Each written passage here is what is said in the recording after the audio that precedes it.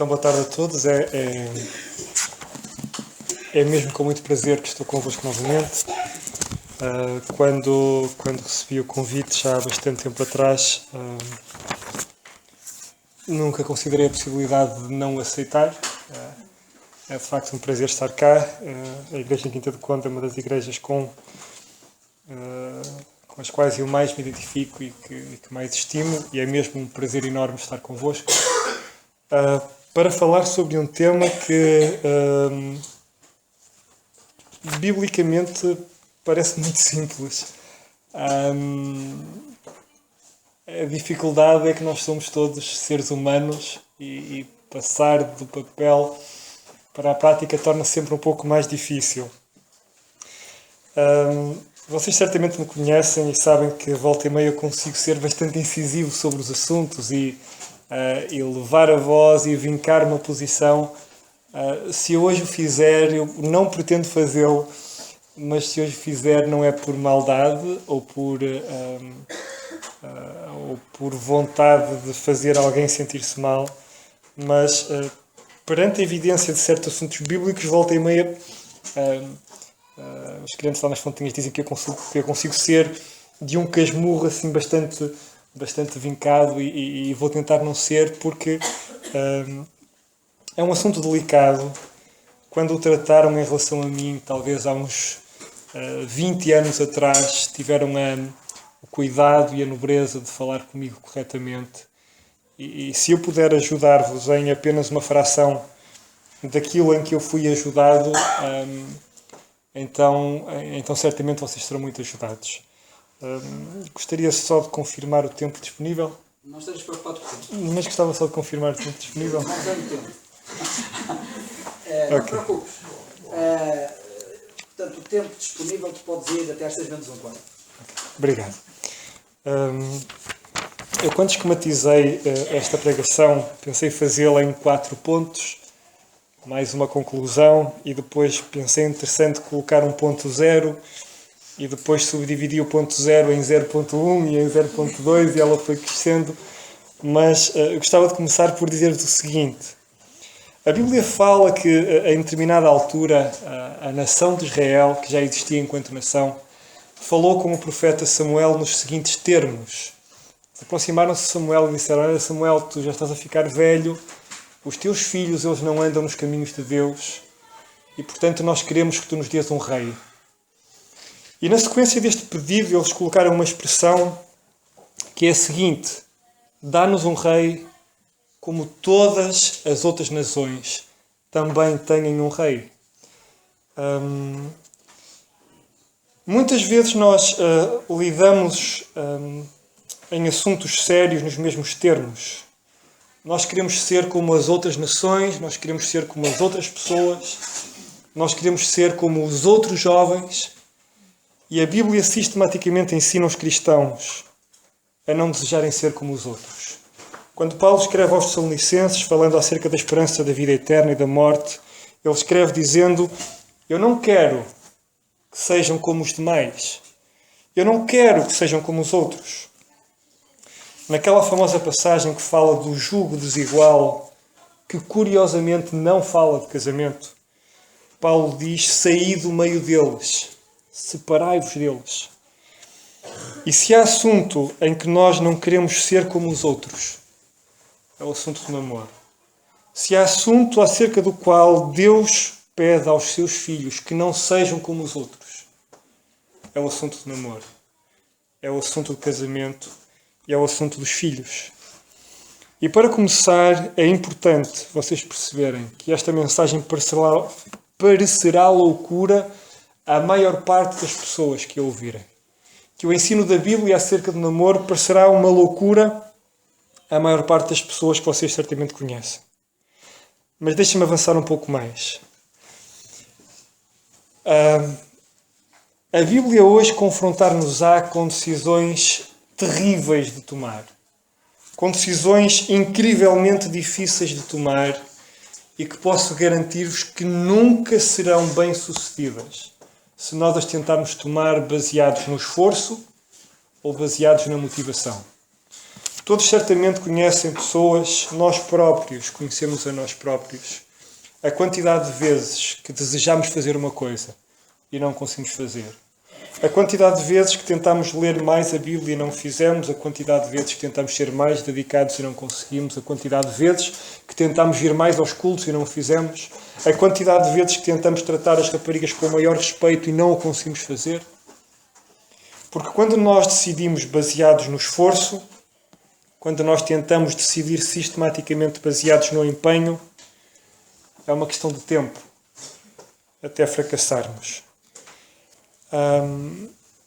Para lidar com este assunto da maneira que a Bíblia ensina, nós precisamos realmente de um poder superior. Nós precisamos de poderes mágicos, literalmente poderes mágicos. E eu gostava de, nesse sentido, convidar-vos a ler, para começar, uma passagem só para lembrar, na carta que Paulo escreve aos Tessalonicenses,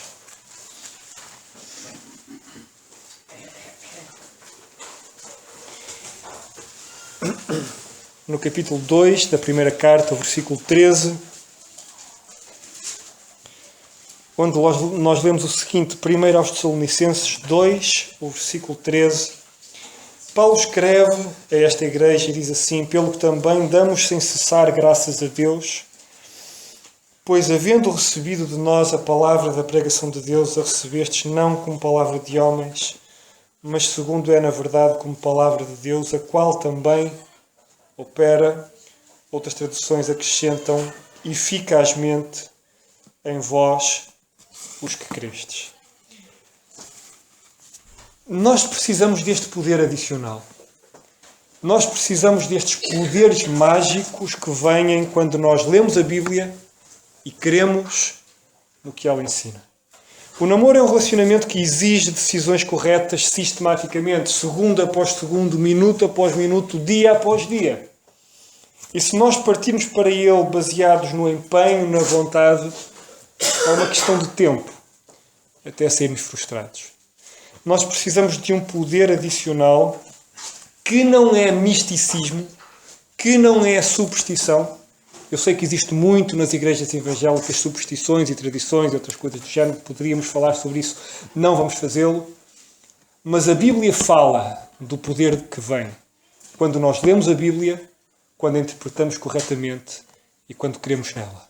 É esse poder que nós precisamos.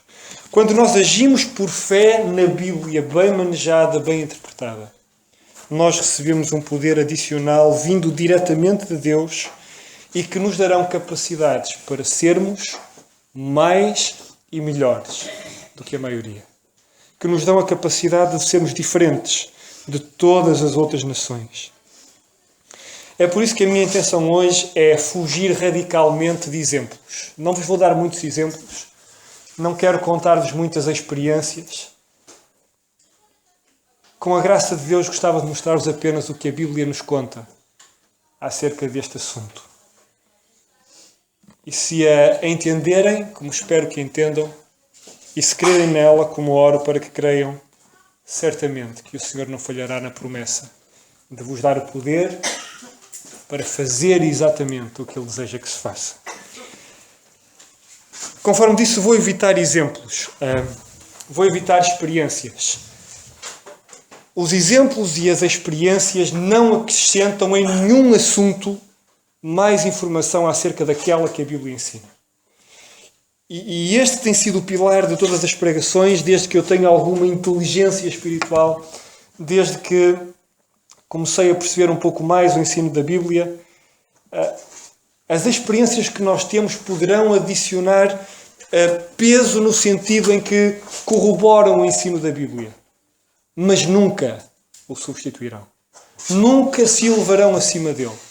E quantas igrejas têm construído a sua doutrina, têm construído o seu ensino com base em experiências, com base em exemplos que aconteceram. Alguns absolutamente ridículos, mas também não queria desviar-me para esse campo. Mas é inadmissível construir ensino, construir uma igreja, construir um movimento em torno de algo que aconteceu a um, ou a outro, ou a um grupo. Eu gostava de falar-vos da verdade que é a Bíblia em amor. Se em algum instante eu vos falar de forma mais agressiva, não é a minha intenção, eu vou tentar conter-me o tempo todo. Mas gostava de falar-vos da Bíblia, gostaria de dizer-vos o que a Bíblia nos ensina. Conforme disse há pouco, fizeram-no comigo. Eu estou muito grato por quem o fez comigo ao longo de anos e anos e anos. Eu comecei a ouvir o ensino bíblico acerca do namoro talvez com 14. Comecei a namorar com 22. Tive 8 anos de ensino até chegar lá e que importante foi terem sido 8 anos. Que importante foi não terem sido 8 meses de ensino. Que importante foi não terem sido 3 ou 4 anos de ensino. Que importante foram estes 8 anos de ensino. Mas vamos avançar então para fechar a introdução. Vamos avançar então para o assunto do namoro. Para tal, gostaria de convidar-vos a ler alguns versículos na Bíblia. Sabem que eu, durante muito tempo, nas pregações, tentei ser original e depois apercebi-me da parvoíce que é tentar ser original pregando algo que está escrito há mais de 2000 anos. Eu não quero ser original. Eu não quero reinventar nada que já está escrito. E é importante que quando nós tratamos de alguns assuntos, nós saibamos exatamente o que é que a Bíblia diz sobre eles, sem tentar inventar, sem tentar adicionar nada. E, portanto, é importante que, quando eu avançar para a leitura deste capítulo, ou de parte deste capítulo, todos vocês dissessem: é óbvio que é esse capítulo. E, portanto, é óbvio que vamos ler 1 aos Coríntios no capítulo 7. Não é? Era de prever. Relativamente a este assunto, nós não poderíamos escolher muitas outras passagens, nós não poderíamos escolher muitos outros capítulos. Porque, falando acerca do namoro, do casamento, o passo que se segue, este é o grande capítulo que fala desta matéria. E vamos tentar... Eu não lerei o capítulo todo, vamos ler a espaços. Este capítulo intermeia sistematicamente casamento e namoro, mas vamos começar no versículo 1 e volta e meia vamos saltar alguns versículos. Vamos então assim, na primeira epístola que Paulo escreveu à igreja em Corinto, no capítulo 7, versículo 1, lemos assim: Ora, quanto às coisas que me escrevestes, bom seria que o homem não tocasse a mulher, mas por causa da prostituição cada um tenha a sua própria mulher e cada um tenha o seu próprio marido. O marido paga à mulher a devida benevolência e da mesma sorte a mulher ao marido. A mulher não tem poder sobre o seu próprio corpo, mas tem-no o marido, e também da mesma maneira o marido não tem poder sobre o seu próprio corpo, mas tem-no a mulher. Vamos avançar para o versículo 25, onde lemos o seguinte: Ora, quanto às virgens, não tenho mandamento do Senhor, dou, porém, o meu parecer, como quem tem alcançado misericórdia do Senhor para ser fiel. Acho, pois, por causa da instante necessidade, que é bom para o homem o estar assim, e assim é solteiro. Estás ligado à mulher, versículo 27, não busques separar-te, estás livre de mulher, não busques mulher, mas se te casares, não pecas. Agora perdi-me, deixa-me ler novamente o 28. Mas se te casares, não pecas, e se a virgem se casar, não peca. Todavia os tais terão tribulações na carne, e eu quereria poupar-vos. Isto, porém, vos digo, irmãos, que o tempo se abrevia. O que resta é que também os que têm mulheres sejam como se as não tivessem, e os que choram como se não chorassem, e os que folgam como se não folgassem, e os que compram como se não possuíssem, e os que usam deste mundo como se dele não abusassem, porque a aparência deste mundo passa, e o bem quisera que estivesses sem cuidado. O solteiro cuida nas coisas do Senhor em como há de agradar a Deus, mas o que é casado cuida das coisas do mundo em como há de agradar à mulher. Há diferença entre a mulher casada e a virgem. A solteira cuida nas coisas do Senhor para ser santa, tanto no corpo como no espírito, porém a casada cuida das coisas do mundo em como há de agradar ao marido. Digo isto para proveito vosso, não para vos enlaçar, mas para o que é decente e conveniente para vos unires ao Senhor sem distração alguma. Mas se alguém julga que trata indignamente a sua virgindade, se tiver passado a flor da idade e se for necessário, que faça o tal o que quiser. Não peca. Casem-se. Todavia o que está firme em seu coração, não tendo necessidade, mas com poder sobre a sua própria vontade, se resolveu no seu coração guardar a sua virgindade, faz bem. De sorte que o que a dá em casamento faz bem, mas o que a não dá em casamento faz melhor. A mulher casada está ligada pela lei todo o tempo que o seu marido vive, mas se falecer, o seu marido fica livre para casar com quem quiser, contanto que seja no Senhor. Será, porém, mais bem-aventurada se fizer assim, segundo o meu parecer, e também eu cuido que tenho o Espírito de Deus.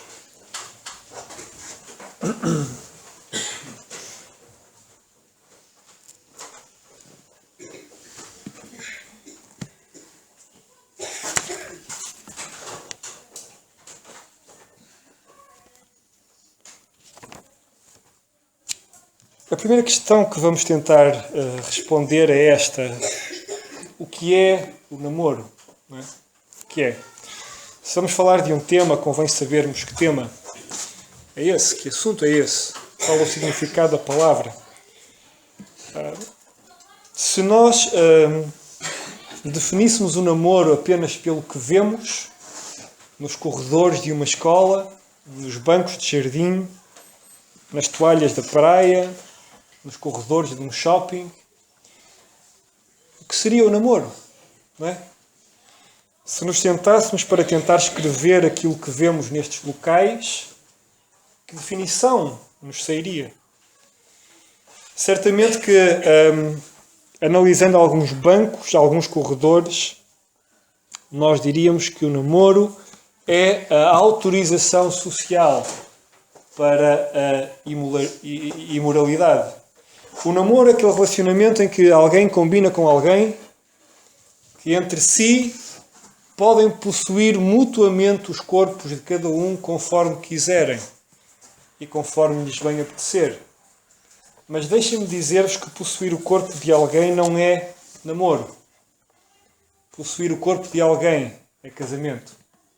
Vamos ler 1 Coríntios 7, 4.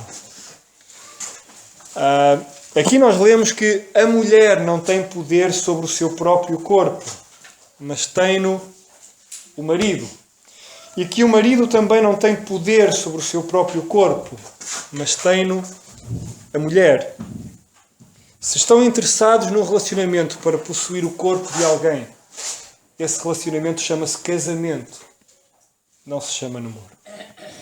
E portanto o namoro não é a autorização que alguém dá para beijos, abraços, vamos citar a Adriana Calcanhoto e dizer amassos, e outro tipo de coisas descritos na Bíblia como concupiscência, impureza, paixões, imoralidade. O namoro não é a autorização social para isso. O namoro não é a permissão que alguém dá para possuir todos os centímetros e milímetros do corpo de alguém. Não é ter propriedade sobre ninguém. E essa é muitas vezes a definição que nós encontramos. Isso é o que nós vemos nos outros. E conforme disse no início, é importante nós não desejarmos ser como os outros. Sabem que a palavra namoro, apesar de não surgir na Bíblia, surge na Bíblia cerca de uma dezena de vezes palavras associadas a enamorar-se de alguém. E sabem que é curioso que nenhuma das vezes é uma coisa boa? De nenhuma das 10 variantes da palavra namoro que encontramos na Bíblia, nenhuma dessas vezes é referido como uma coisa boa. Fala sempre de alguém que se namora de alguém para uma coisa terrível. A Bíblia fala sistematicamente do povo de Deus que se enamorou de alguém, que se enamorou dos ídolos, que se enamorou dos perdidos, no sentido de se afastar de Deus. Mas o namoro é uma aproximação. Mas, curiosamente, a Bíblia fala sistematicamente das variantes de namoro como uma coisa má, como uma conotação negativa. Curiosamente, quando vamos para o dicionário, o namoro não é uma coisa má. É uma coisa ótima. É uma coisa boa. Mas o namoro não é o que nós vemos nos corredores de escola. O que está no dicionário não é o que nós encontramos nos bancos de jardim. O que está no dicionário não é o que nós encontramos nos bancos de café. De acordo com a definição portuguesa de namoro, namorar é simplesmente seduzir ou conquistar alguém. É por isso que os professores de linguística nos dizem que falar em namorar com alguém está mal dito. Não se diz namorar com alguém, diz-se namorar alguém. Porque o objetivo é conquistar alguém. O objetivo é seduzir alguém. O objetivo é tentar encontrar alguém com quem nós possamos casar. E, portanto, a minha proposta para a definição de namoro é literalmente esta. Que namoro não é mais nem menos do que um compromisso de conquista. Tu namoras comigo e eu vou conquistar-te. Tu um dia has de ser a minha mulher, ou visto do outro lado, tu um dia has de ser o meu marido. Sabem que, vou ler-vos primeiro aos Tessalonicenses 4:4. É uma passagem que provavelmente conhecerão também. E há uma expressão muito curiosa que nós encontramos cá.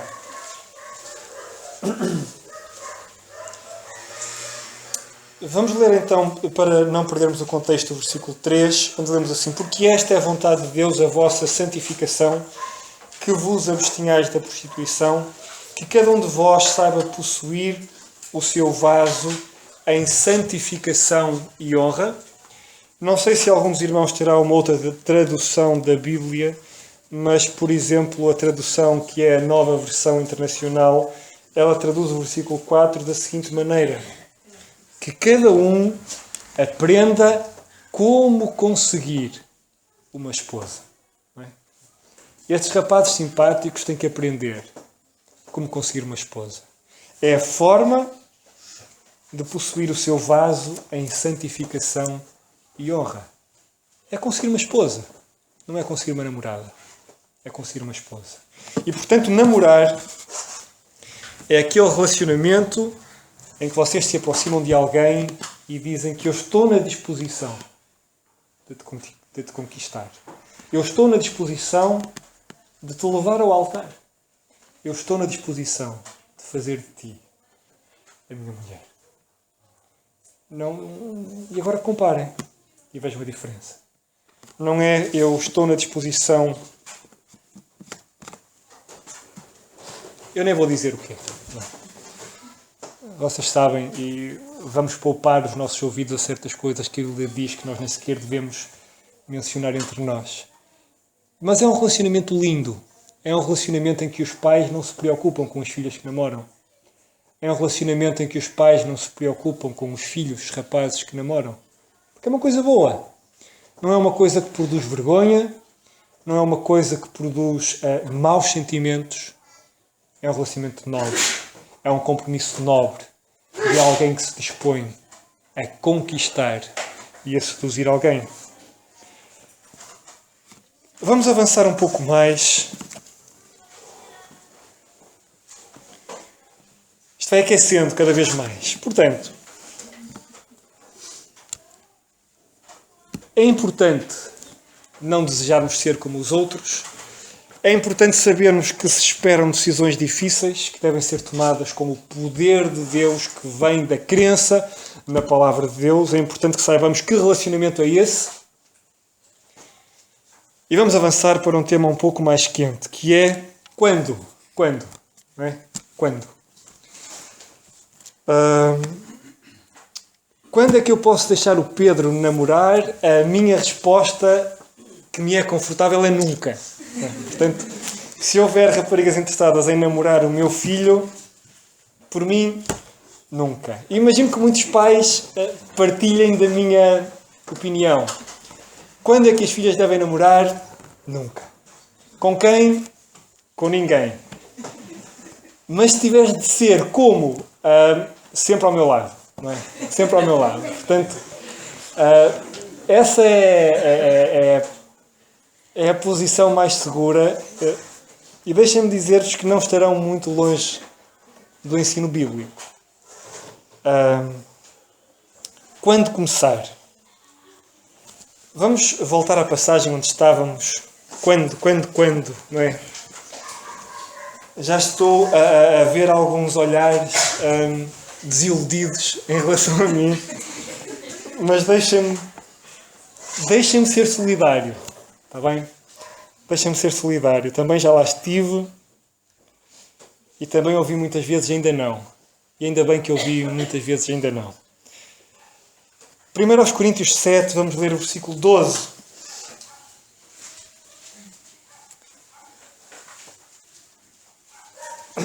Fala do casamento, não é?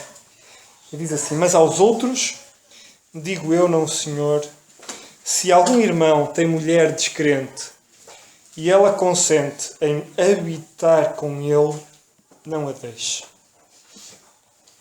O versículo 13 apresenta a mesma expressão à qual eu gostaria de referir-me. A Bíblia associa casamento em habitar, com habitar. A Bíblia relaciona casamento com ter uma casa, com ter um espaço, com ter um teto, com que ambos partilhem, em que ambos partilhem um lar.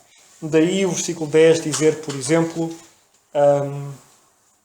todavia aos casados mando não eu, mas o Senhor, que a mulher não se separe, não se afaste do marido, que não saia de casa, que permaneçam em casa. E então, partindo do princípio que o namoro é o compromisso de conquista, que termina no instante em que ambos dizem sim e se casam, o relacionamento de namoro não pode terminar sem este requisito de um lar. O relacionamento de namoro não pode durar infinitamente, porque é suposto em algum instante ele terminar, iniciar-se um casamento imediatamente, um relacionamento imediatamente seguinte, que envolve a existência de uma casa. Não é necessário um palácio, não é necessário uma mansão, mas é necessário uma casa. E é necessário alimento numa casa. E é necessário alguma autonomia. Deixem-me ler-vos Provérbios 24. Sublinhem-no. Pode ajudar-vos nesta espera que eu vos proponho. Provérbios 24.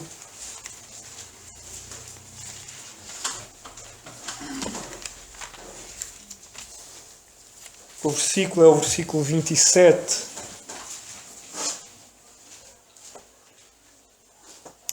Notem que o capítulo começa logo dizendo que é com sabedoria que se edifica uma casa. É o versículo 3. Não é? Que é com sabedoria que se edifica a casa, que é com inteligência que ela se mantém firme. Curiosamente, começa no versículo dizendo: não tenhas invejas dos homens malignos, não desejes estar com eles, não tenhas invejas dos outros, não queiras ser como os outros. Versículo 3, uma casa edifica-se com sabedoria, é com inteligência. Não é? Eu sei que há muitos sentimentos associados ao namoro. Eu sei que há... eu sei exatamente como é. Eu sou um romântico, eu sou um apaixonado desde sempre. Eu sei exatamente como pode ser difícil, mas não impossível fazer todo este caminho. Mas é necessário sabedoria, é necessário inteligência. E na sequência deste capítulo, que tem muitos versículos interessantes, o versículo 27 diz assim: prepara fora a tua obra e apronta no campo, e então, ou depois, edifica a tua casa. Se algum dos irmãos tiver uma outra tradução da Bíblia, poderá, por exemplo, então, se tiver uma versão inglesa, como a English Standard Version, ela dirá algo parecido como isto: prepara a tua obra fora, apronta tudo no campo, deixa tudo estar pronto. E então, organiza a tua casa. Depois, então, organiza a tua casa. A Bíblia ensina que o namoro vai terminar com um casamento.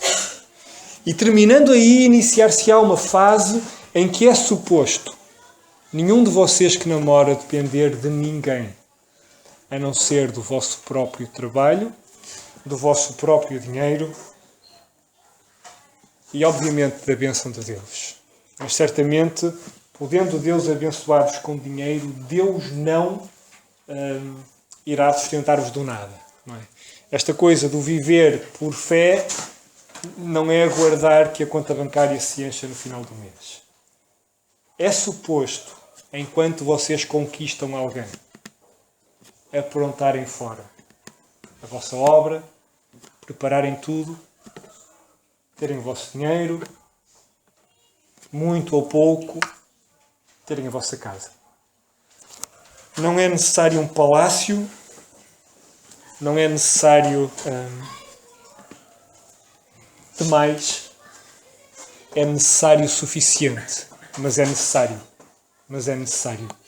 Quando Paulo escreve a Timóteo, ele diz o que é necessário. 1 Timóteo 6,8 diz, eu vou ler só para ser mais textual: tendo, porém, sustento e com o que nos cobrirmos, é suficiente. Tendo um teto, tendo o suficiente para o alimento, tendo com o que nos cobrirmos, não é preciso mais. É suficiente, mas é preciso. É requisito. Organizem tudo, preparem tudo e depois casem. Se no vosso horizonte médio, curto médio, não há garantia de conseguir fazer isto, podem haver os sentimentos todos. Mas o ensino bíblico é: aguarde. Aguarde. Nós vamos falar daqui a pouco, um pouco mais disso. Mas a conclusão por agora é: quando puderes sustentar uma família, com o mínimo, está bem? Não tem que comer bife de vaca todos os dias, não tem que haver cataplana de marisco todos os dias, não é preciso andar de Mercedes, não é preciso ter 4 quartos. Eu digo sempre à minha esposa que, se eu tivesse sido inteligente, tinha casado mais cedo. Porque, de facto, tentamos organizar a nossa vida e, de facto, não precisávamos de tudo o que tínhamos na altura. Mas eu também teria casado mais cedo por muitas outras razões, não apenas por essa. Portanto, se és um adolescente, jovem, apaixonado, deixa-me dizer que, se calhar é melhor para ali, não é? Que o meu coração dói com o vosso, que já estive lá, não sei se há mais adolescentes apaixonados, se calhar ali também.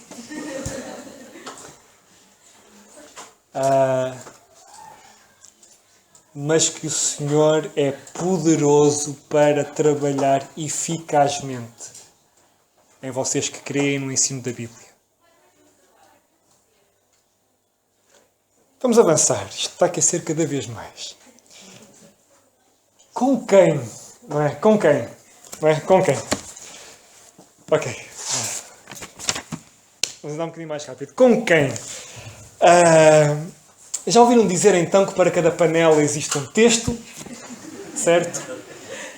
Ouvimos muitas vezes que o Senhor tem para nós uma mulher, ou que o Senhor tem para as meninas um rapaz. Sendo direto, é mito. É mito. Se de facto para cada panela há um texto, o que é que acontece quando a panela foge com um tacho e o texto fica sozinho? Não é? Se os pares estão feitos à partida, há muito texto que vai ficar muito triste. Não é? Sabem o que a Bíblia diz? Leiam comigo 1 Coríntios 7, sempre, não é? O versículo 39, falando acerca das viúvas, nós lemos assim: a mulher casada está ligada pela lei todo o tempo que o seu marido vive,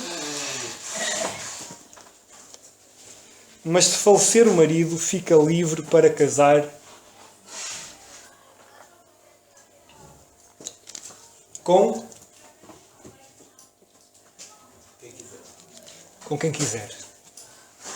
Não é? É mesmo livre para casar com quem quiser. Há uma ressalva. Não é? Contanto que seja no Senhor. Não é? Contanto que seja crente, contanto que seja cristão, que seja salvo, é com quem quiser. Se gostas mais de loiras, casa com a loira. Se gostas mais das ruivas, leva a ruiva. Sabem que no que diz respeito ao casamento, a Bíblia é relativamente simples. Leiam comigo o versículo 9 do mesmo capítulo. Mas se não podem conter-se, casem-se, porque é melhor casar do que abrasar-se. Veem a simplicidade com que a Bíblia trata. Se não conseguem resistir ao sexo, casem-se. Casem-se. Rápido. Casem-se rápido. Casem-se.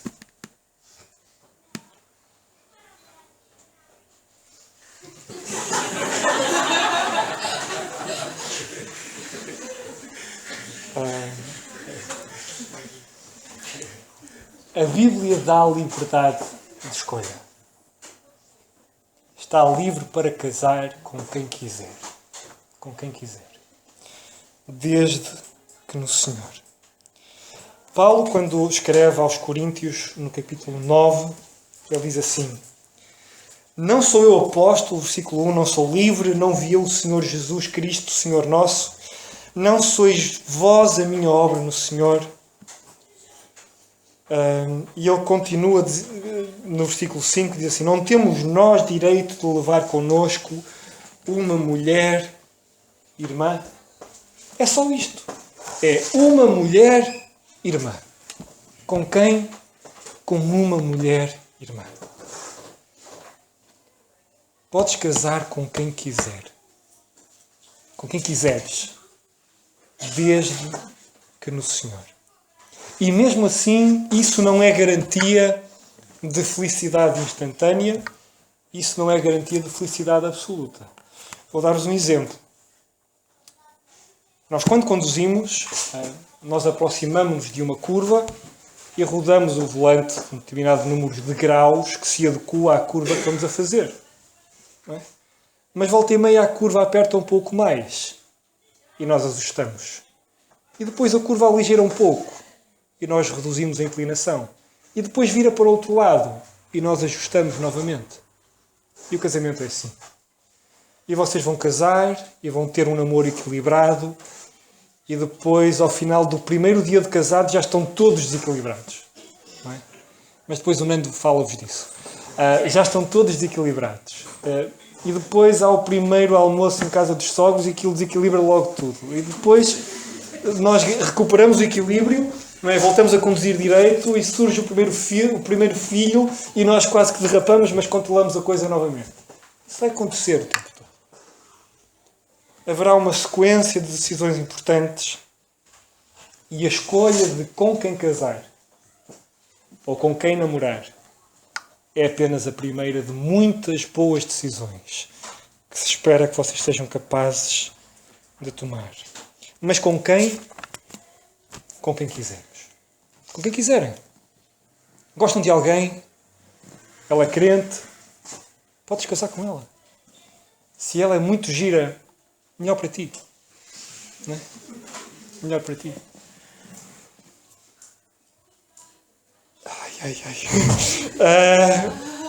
Gênesis 24, venham comigo, por favor. Vamos ler de Gênesis 24, o primeiro livro da Bíblia.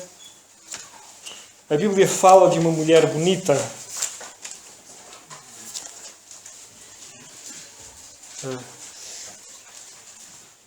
Agora já estava assustado nesta passagem. Gênesis 24, sim.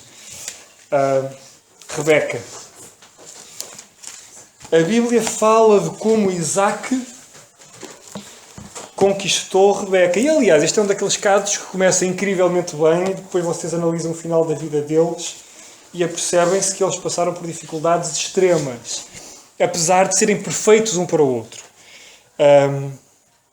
Gênesis 24, eu gostava de ler a passagem convosco, mas não queria amassar-vos e, portanto, vou resumir-vos alguns versículos e depois leremos algumas. Fala basicamente de quando Abraão, já velho, envia o servo de maior confiança da sua casa para a terra de onde ele tinha saído para procurar uma namorada para o seu filho Isaque. E quando Abraão dá instruções ao seu servo para escolher alguém, ele diz o seguinte, no versículo 14... o criado, o mordomo lá da casa, faz a viagem e depois de chegar, ele ora ao Senhor e diz, entre outras coisas, o versículo 14: seja, pois, que a donzela a quem eu disser, e depois explica o resto do texto, mas notem o detalhe da palavra. A donzela a quem? A quem? A donzela que tiver esta característica. Aquela que fizer isto. É essa que nós queremos. E o que nós lemos aqui é que o namoro é uma escolha feita com, segurem-se lá, bem, critério. Critério. Não é sentimento. É critério. Há muito sentimento, há muitas borboletas no estômago, há inclinações incrivelmente fortes, mas é uma escolha feita com critério. Com critério. Notem que Rebeca aceitou casar com Isaque depois de perceber que ele satisfazia certas características. E vemos isso, eu agora, deixem-me procurar o versículo, eu não anotei, mas, ok, sim, versículo 35. Nós lemos o versículo 35, entretanto, ao encontro com Rebeca, ela leva o servo para a sua casa, apresentam à família, eles falam, como diria a minha avó, ele diz ao que vem, e então ele diz assim, versículo 34, então disse, eu sou o servo de Abraão, e o Senhor abençoou muito o meu Senhor, de maneira que foi engrandecido, e deu-lhe ovelhas, e vacas, e prata, e ouro, e servos, e servas, e camelos, e jumentas. E Sara, a mulher do meu Senhor, gerou um filho ao meu Senhor depois da sua velhice, e ele deu-lhe tudo quanto tem. E continua o texto.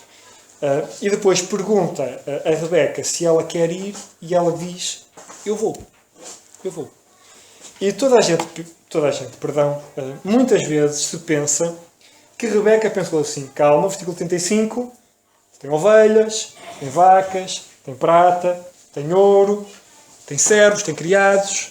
Portanto, ela foi comprada, não é? Ela viu que ele era rico, e acedeu a casar com Isaac. Curiosamente, nós apercebemos que este critério de escolha já é antigo e não mudou, ainda acontece, volta e meia. Mas notem o início do versículo 35. O que é que ele diz antes? Qual é que é a razão da riqueza? Ele diz assim, versículo 35. O Senhor, Ele abençoou muito. Foi o Senhor que abençoou muito. O que Isaac tem é porque ele foi abençoado. E então Rebeca acedeu à conquista e acedeu ao namoro. Ela também o fez com critério. Nenhum deles, curiosamente, escolheu pelo aspecto. Nenhum deles, curiosamente, escolheu pelo sentimento.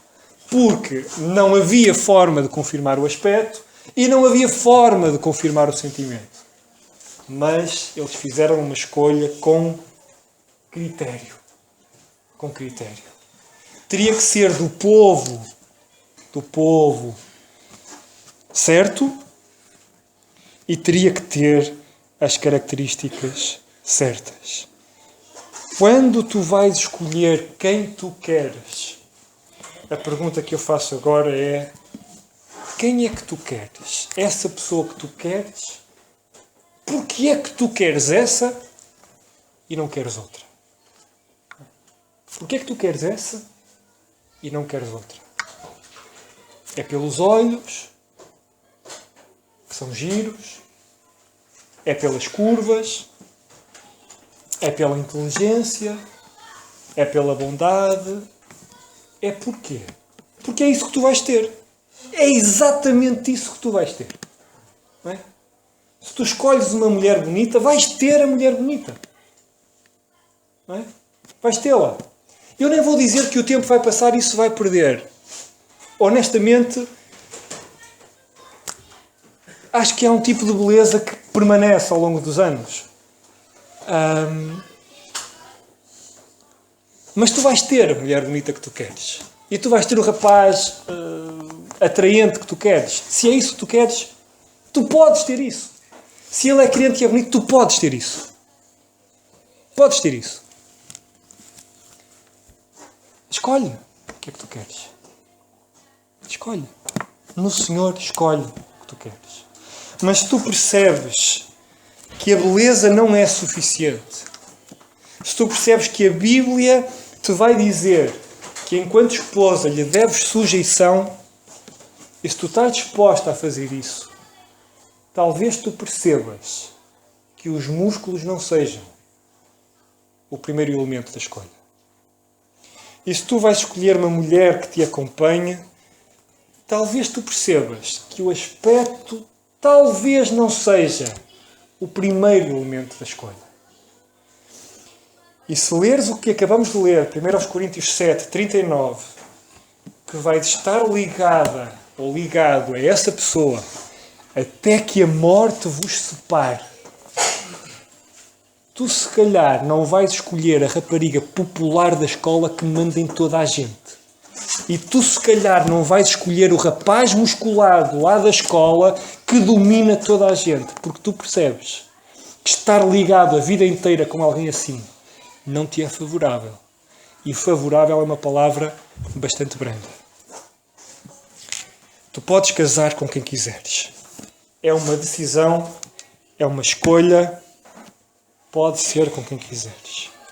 Deixa-me dizer em todo caso que podes fazer a escolha absolutamente perfeita e que mesmo assim não é garantia de nada. Não é garantia de nada. Em cada instante tu precisarás de fazer escolhas corretas atrás de escolhas corretas. Mas para isso o Senhor também estará convosco. Deixem-me agora propor-vos outra loucura, que é a seguinte: não querem aproveitar a ajuda dos pais para escolher? Não querem aproveitar, não se riam, estou a falar a sério, mesmo muito a sério, estou a falar mesmo muito seriamente, não querem aproveitar a ajuda da igreja para ajudar a escolher? o que eu vos proponho é fazer um compromisso, aquilo que eu chamo de um compromisso razoável com os pais.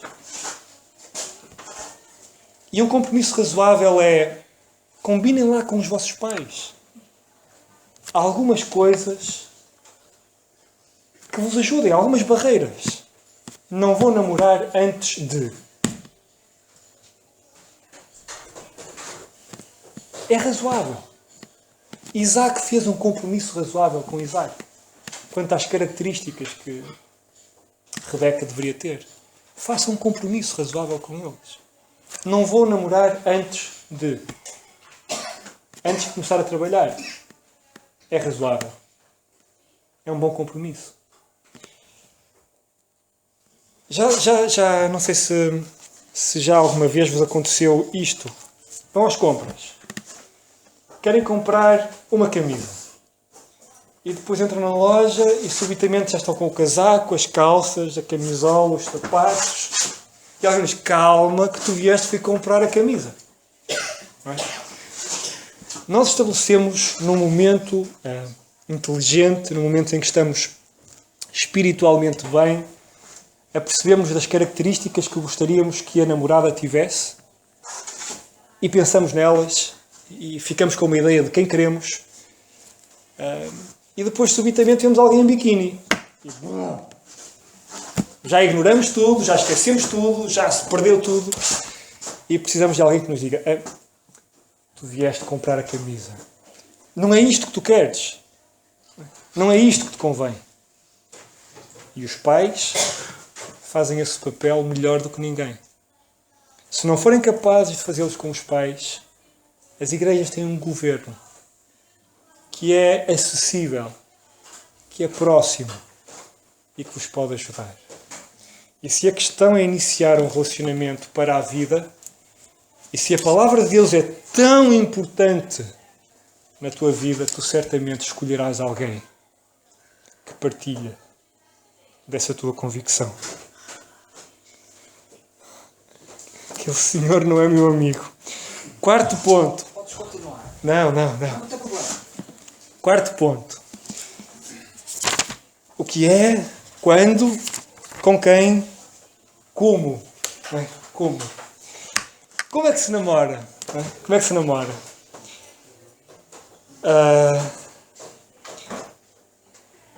Se derem ao trabalho de ler de ponta a ponta 1 Coríntios 7, a perceber-se-ão, também dependendo da tradução da Bíblia que utilizam, que Paulo neste capítulo utiliza as expressões solteira e virgem indiferenciadamente. Se lerem comigo o versículo 34, dependendo da vossa tradução, vocês têm assim: há diferença entre a mulher casada e a virgem. Ponto e vírgula. A solteira cuida das coisas do Senhor. E depois no final diz: porém a casada cuida das coisas do mundo. E na mesma frase, a palavra virgem e solteira surge com o mesmo significado. Com o mesmo significado. Sabem, quando às vezes falo nestes temas, e quando volta e meia isto surge com pessoas descrentes à volta, elas associam-nos a um tipo de seita que diz: epá, vocês são demasiado fechados, não permitem certas coisas. Nós fazemos o que fazemos por fé na Bíblia, unicamente. Nada além disso. Mas deixa-me avançar um pouco mais. Neste capítulo, Paulo diz: se é solteiro, é virgem. Só pode. Intermutavelmente, ou seja, de forma intermutável, Paulo utiliza solteiro e virgem como sendo absolutamente iguais. Versículo 28, Paulo diz assim: mas se te casares, não pecas. E o que é que diz a seguir? E se a virgem casar, não é? Se a virgem casar, não peca. Portanto, para Paulo, os dois conceitos são rigorosamente o mesmo. Rigorosamente o mesmo. Portanto, isto vai colocar logo um limite a como se namora. Como é que se namora? De maneira a que a rapariga e o rapaz, quando subirem ao altar para se casar, sejam o noivo e a noiva, o virgem e a virgem.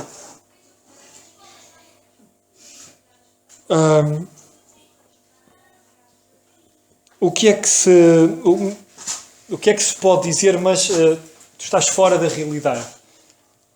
Talvez. E então, qual é o problema? Qual é o problema? Deixa-me dizer o seguinte. Sem querer entrar muito em teoria da conspiração, hão de perceber-se que cada vez mais frontalmente nós, enquanto sociedade, nos posicionamos contra Deus. Em todas as áreas, hão de perceber-se que nós posicionamos-nos contra Deus.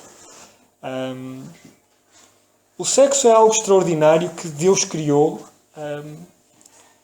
e que Deus não guarda fechado na mão, de forma escondida e de forma difícil de obter. Não se esqueçam do que a Bíblia diz. Querem sexo? Casem-se. Simples. Só. Rápido. Quanto a este assunto, a Bíblia descreve-o em 3 ou 4 palavras. Não podem conter-se? Casem-se. Já está. Com quem? Com quem quiserem. Desde que no Senhor. É rápido e é simples. O que nós vemos à nossa volta é... não temos o casamento, não é? Não temos a solução, mas temos a causa. Não é? Temos o sexo e não temos o casamento. Enquanto a Bíblia diz, não há nenhum problema, o sexo não está vedado, não é um tabu, não está escondido, está cá, está disponível. Queres? Casa-te. Com quem? Com quem quiseres. Mas eu preciso de... Olha, se tiveres com que te cobrir e com que te sustentar, é só. É simples. É este casamento simples que a Bíblia apresenta. É simples. Simples. Deus apresenta de forma absolutamente natural o casamento como solução para o impulso sexual. Se há impulso, se há inclinação, se há desejo, a solução é simples. Casem-se. Rápido. Sem grandes formalidades, sem grandes festas, sem grandes convidados. Casem. Desde que no Senhor casem. Sejam felizes assim. Aproveitem o casamento. Tendo a noção que a cada dia isso terá que ser guiado convenientemente. Mas não há nenhum casamento com garantia de perfeição no dia do casamento. Não há. Qualquer um deles exigirá trabalho. Sabem que José, o pai de Jesus, teve um grande problema. Não é? A dada altura ele chega a casa e vê que a noiva dele está grávida. E ele que sabia o que tinha feito, não é? Ou melhor, ele que sabia o que não tinha feito, ele tomou uma atitude. Mateus 1, 18 e 19 diz que Maria estava desposada de José, ou seja, ela estava prometida em casamento a José, e então a Bíblia ensina que José, não querendo difamar Maria, pegou nas suas coisas e esteve na disposição de passar a vida como refugiado para não a difamar. Agora comparem a atitude de José com o rapazinho, não é? Que faz 30 por uma linha com a namorada e que depois vai colocar no Facebook o que fez. Comparem ambos. Não é?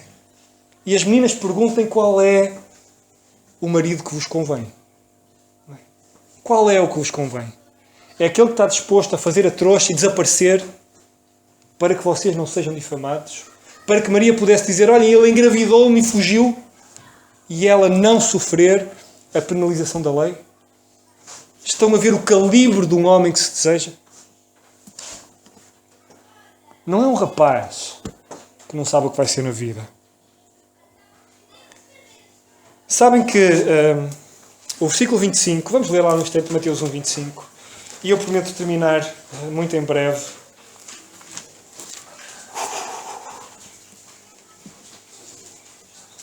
Podemos ler o versículo 18, 19 e 25. 18 então, ora o nascimento de Jesus Cristo foi assim, estando Maria, sua mãe, desposada com José, antes de se ajuntarem, achou-se de ter concebido do Espírito Santo. Então José, seu marido, como era justo e não a queria infamar, intentou deixá-la secretamente. Depois o anjo apareceu e esclareceu a situação, e o versículo 25 diz: e não a conheceu até que deu à luz o seu filho, o primogênito, e pôs-lhe por nome Jesus. Neste versículo 25 o que nós lemos é que José resistiu ao impulso sexual em relação à sua esposa durante 9 meses. E como sabem, não há problema com sexo em período de gravidez. Durante 9 meses ele esteve com Maria. Durante 9 meses ele poderia eventualmente ter mantido um relacionamento sexual com ela, ou pelo menos em parte desses 9 meses, até o tempo em que eles casariam, mas não vamos entrar nessas contas. Mas ele não o fez. O que é que eu quero dizer com isto? Eu quero dizer que as meninas vocês querem homens que sejam capazes de resistir à tentação. Vocês querem que eles sejam capazes de resistir à colega de trabalho. Vocês querem que eles sejam capazes de resistir às mulheres com as quais eles se cruzam na vida. E as raparigas, e os homens, obviamente, também querem raparigas que sejam capazes de resistir aos homens com que se cruzam. Nós queremos cônjuges com a capacidade de resistir ao impulso sexual. Nós queremos isso. É bom, é desejável. E, portanto,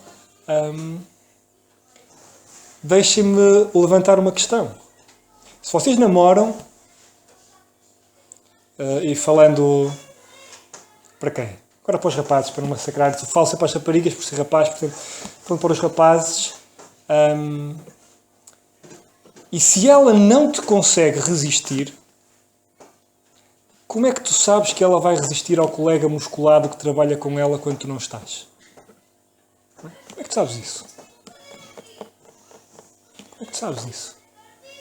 Quando Paulo escrevia a Timóteo, fixem, é o versículo com 4 vezes o número 2, para vocês pensarem, ok, se eu tiver este impulso, eu vou colocá-lo em segundo plano, porque a capacidade de resistir é uma característica importante a ter em conta. Fixem lá, 2 Timóteo 2, 22. Está bem? É só o número 2, é fácil de fixar, é fácil de decorar, e o objetivo é colocar em segundo plano. Foge também dos desejos da mocidade e segue a justiça, a fé, o amor e a paz com os que com um coração puro invocam o Senhor. Nós queremos que quem se compromete connosco a este relacionamento de conquista que terminará no casamento, uma das características que nós queremos é a da fidelidade, é a da capacidade de resistir.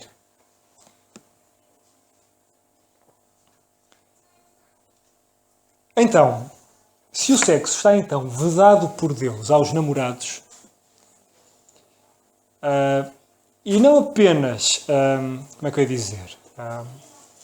Pensando na palavra,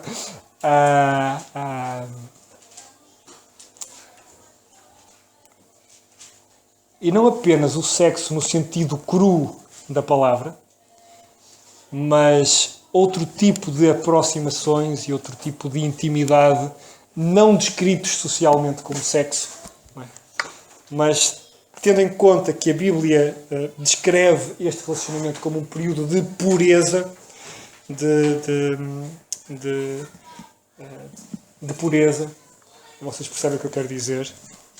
Se não podemos estas coisas que nós encontramos por aí, ou se não devemos estas coisas, porque se as quisermos, podemos, mas casando, ok? Mas casando.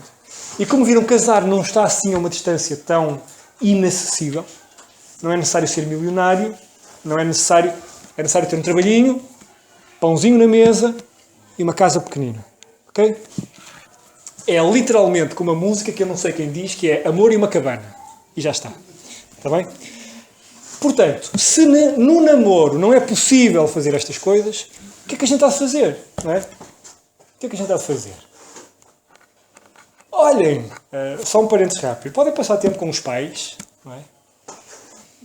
A falar daqueles compromissos razoáveis. Não é? Podem passar tempo com a igreja, a aprender como se vive. E podem fazer outras coisas giras, não é? Que é tentar antever o que vai acontecer a seguir. Porque depois nós encontramos casais que são peritos, casais namorados que são peritos em questões de intimidade e depois casam-se e assim, filhos, que é isso? Mas tu queres 10? E para que eu não quero nenhum.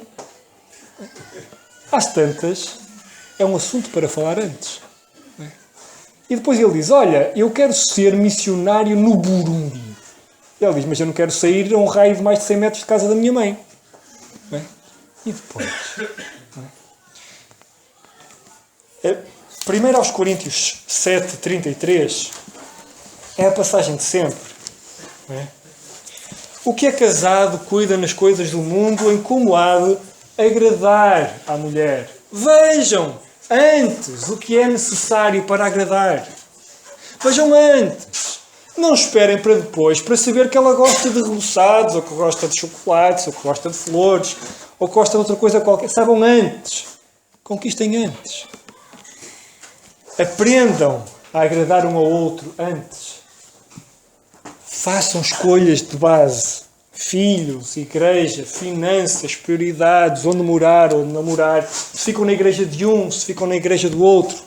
Decidam antes. Facilitem a vida. E aproveitem o tempo do namoro. E aproveitem o tempo de casados.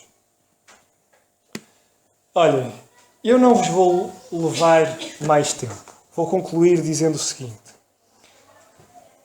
Eu acho que não ralhei com ninguém. E não foi a minha intenção. Eu não quero ser aquele que ralha sobre este assunto. Certamente os anciãos das vossas igrejas não querem ser aqueles que ralham sobre este assunto. Que os vossos pais não querem ser aqueles que ralham sobre este assunto. Estão certamente disponíveis para serem aqueles que vos ajudam sobre estes assuntos. E deixa-me dizer-vos que nós cristãos, nós temos levado ao altar noivas virgens, puras, santas e imaculadas. Nós temos feito isso. Maioritariamente, a Igreja tem feito isso. Unicamente pela graça de Deus, sim, mas temos feito isso. A verdade é que nós não somos melhores nem piores do que ninguém. Quando Paulo escreve, ou quando Lucas escreve de Paulo, no capítulo 14 de Atos e no versículo 15, ele diz, olhem, não nos adorem porque nós somos exatamente iguais a todos vocês, sujeitos às mesmas paixões, olhamos para uma rapariga e pensamos exatamente nas mesmas coisas. Mas a palavra de Deus operou eficazmente em nós que cremos nela. E eu não poderia desejar para vocês, mais novos ou mais velhos, outra coisa que isto. Leiam a Bíblia, compreendam-na, creiam nela e ela operará eficazmente em vocês, dando-vos literalmente poderes mágicos para fazer as melhores escolhas, as melhores decisões, encontrarem a vossa pessoa e serem felizes para o resto da vida. Que o Senhor vos abençoe. Ok.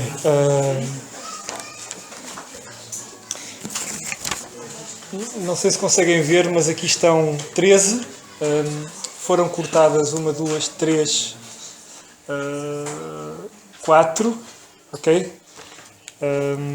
Portanto, ficam 9. A primeira é se namoro é diferente de noivado.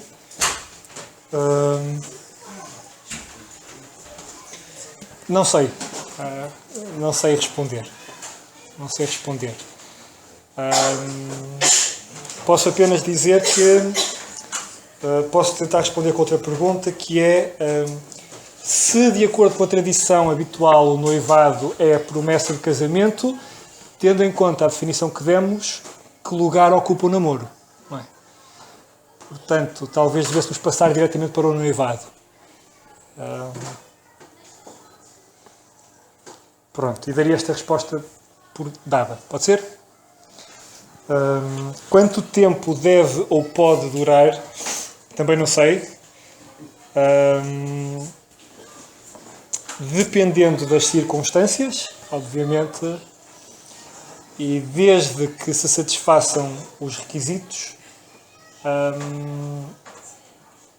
não vejo nenhum entrave a nenhum tempo de duração. Obviamente que os extremos são mais difíceis. Demasiado rápido correrá o risco de ser uma escolha precipitada. Demasiado longo, mas demasiado longo porquê? Não é?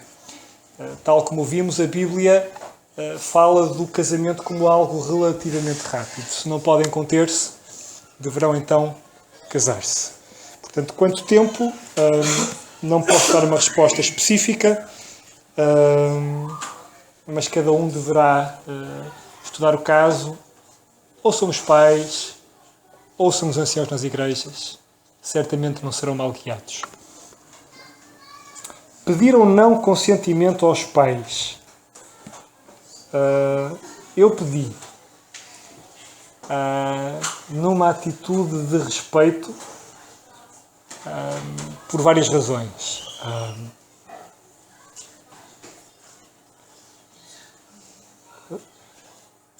Os pais não dão consentimento, mas eu respeitá-los-ia nesta área também.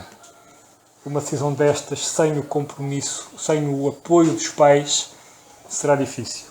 E voltando novamente para o caso de Isaac e de Abraão, Abraão teve muito a dizer na escolha de Rebeca. E se os pais estão em desacordo, como se comportar? Olha, és livre de casar com quem quiseres. Portanto, se os pais se opuserem, é menos esse apoio que têm. Se é a tua escolha com as consequências inerentes. Como se comportar honrando os pais, é óbvio. E tentando, no meio disto tudo, provar que a escolha que fizeram contra a sua vontade foi uma boa escolha. Acima de tudo isso. Decidir contra os pais normalmente é uma má decisão.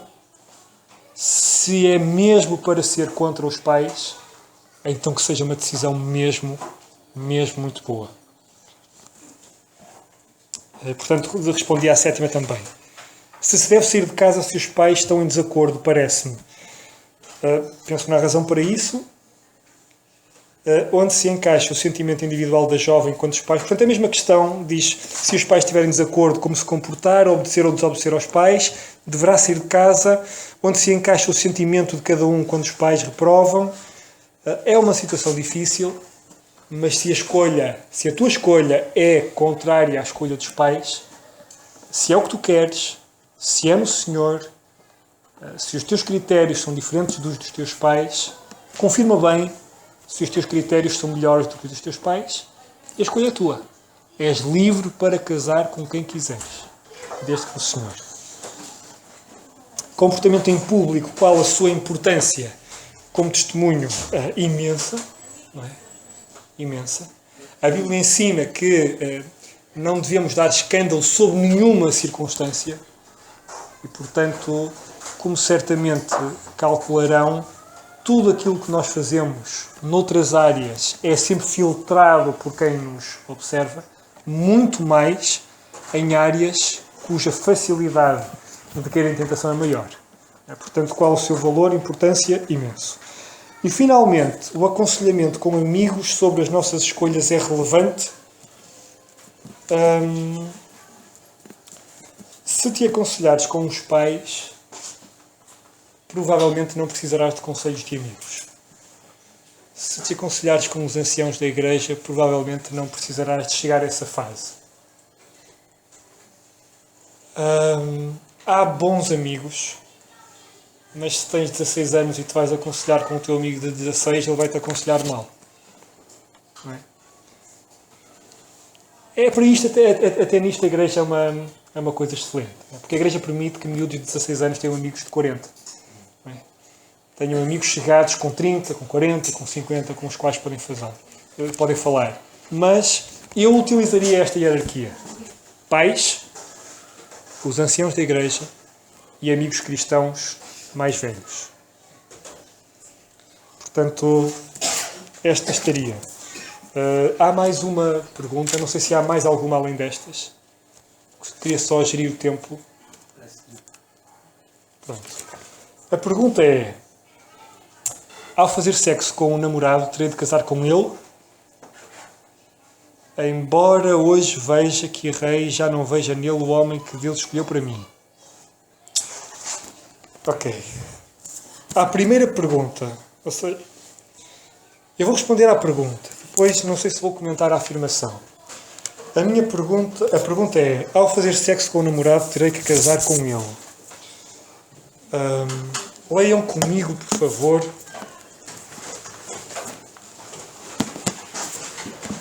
E esta pergunta é de alguma forma recorrente. Leiam comigo Êxodo 22, 16.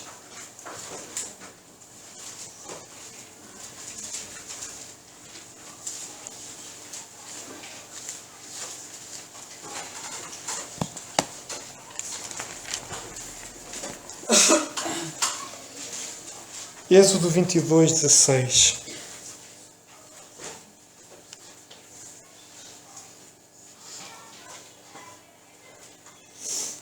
Diz assim: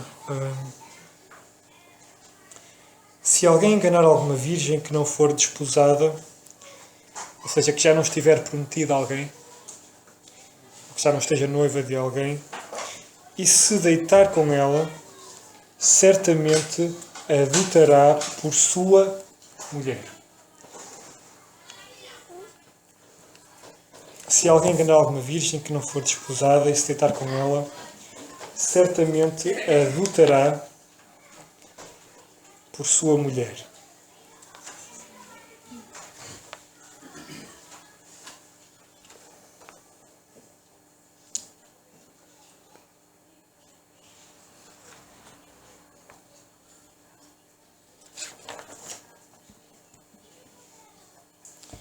Adulterará significa que pagará o seu dote. Na altura havia o hábito de quem casasse com alguém, como reconhecimento do casamento, entregaria ao pai da noiva uma determinada importância ou determinados bens. E aqui nós lemos que Moisés escrevia a lei e dizia que se tivesse sexo com uma virgem, casaria com ela. Sim, casaria com ela. Eu sei que o assunto é bastante sensível, mas a Bíblia, neste ponto da Bíblia, falando das leis do povo de Israel, diz: se tiver sexo com alguém, deve casar com ela. Ou tem que casar com ela. A dificuldade da passagem é que ela de facto aplica-se a uma revelação que Deus entretanto substituiu. Mas devemos ter em atenção aquele detalhe que é a lei da primeira ocorrência. Da primeira vez que a Bíblia fala neste caso, a Bíblia diz: tiveste sexo com alguém, deves casar com ela. Se isto não acontecer, não é? Se o casamento não se der, porque depois levantam-se questões assim: mas ele não é bem a pessoa que eu estava a pensar, ou já me arrependi, já não gosto dele tanto quanto isso. Há outras questões que se levantam. Não é? Se houver um bebê pelo meio, então há muitas outras questões que se levantam, que são: se não casarem, quem ficará com a criança? Como é que vai acontecer quando eles chegarem à igreja? Não é? E cada um tiver criado a sua família? Será que vão ficar de um lado da igreja e o outro do outro lado da igreja? Será que a igreja deve disciplinar cada um desses casos? E as famílias, como é que ficarão? Voltando a primeiro aos Coríntios 7, Paulo diz no versículo 9: se não podem conter-se, casem-se, porque é melhor casar do que abrasar-se. E notem a lógica de Paulo. Paulo diz assim: se o problema é sexo, a solução é casar. Não é? Se não podem conter-se, casem-se.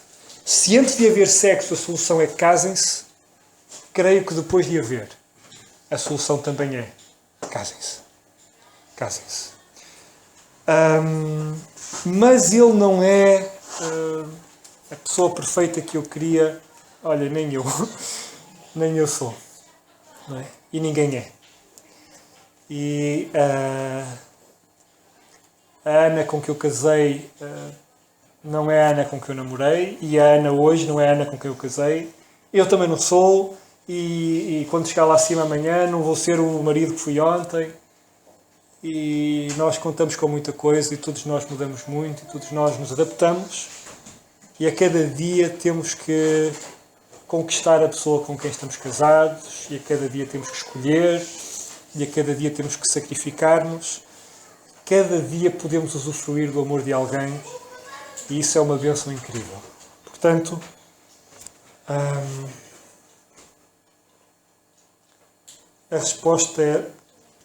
a minha resposta é sim. Sim. Devem casar. Não sei se o Carlos ou o José gostariam de acrescentar alguma coisa à resposta. Há mais 3. Ok.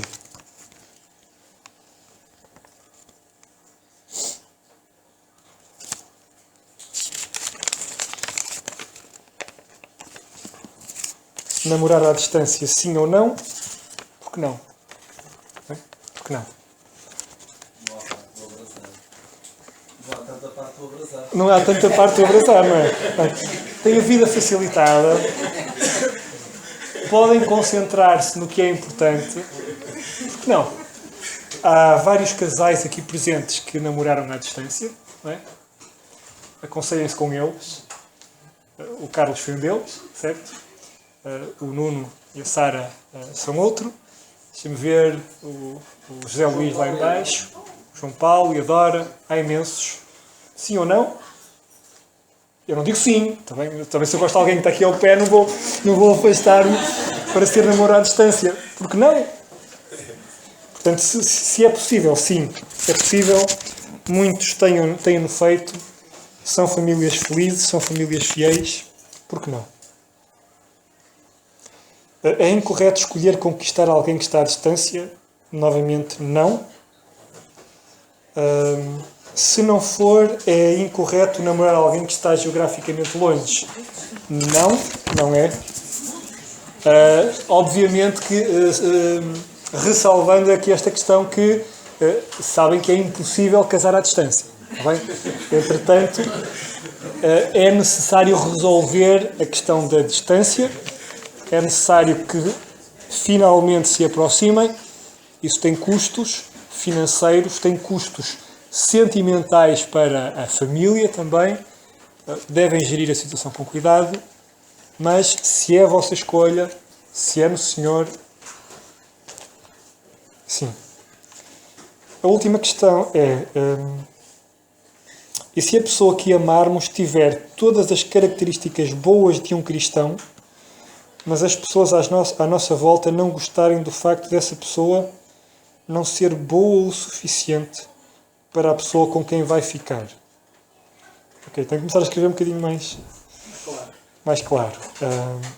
Se tiver todas as características boas de um cristão, eu vou deduzir, eu vou responder se tem todas as boas características de um cristão e não é um cristão, e depois se tem todas as características boas de um cristão e não é um cristão. E é um cristão. Portanto, se não for cristão,